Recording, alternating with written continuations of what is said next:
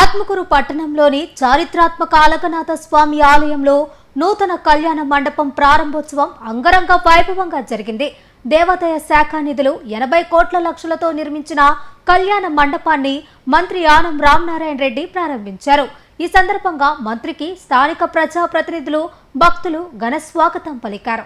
ప్రతి నెల శ్రవణ నక్షత్రం రోజున స్వామివారి కళ్యాణోత్సవం నిర్వహించుకునేందుకు ఈ మండపాన్ని నిర్మించారు. ఆలయ అభివృద్ధికి మంత్రి ఆనంద్ అందిస్తున్న సహకారంపై భక్తులు ప్రత్యేక కృతజ్ఞతలు తెలిపారు.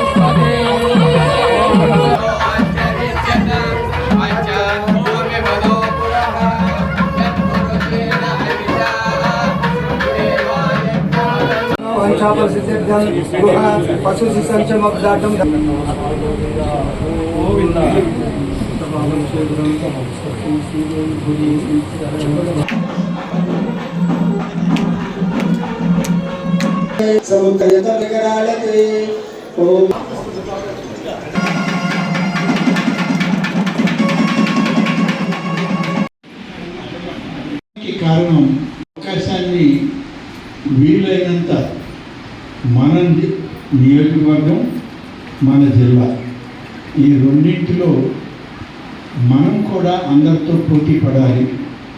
చాలా వరకు వెనుకబడి ఉన్నాం.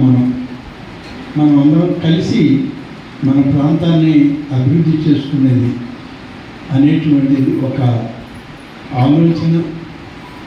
ఆ ఆలోచనతోనే ముందు నియోజకవర్గం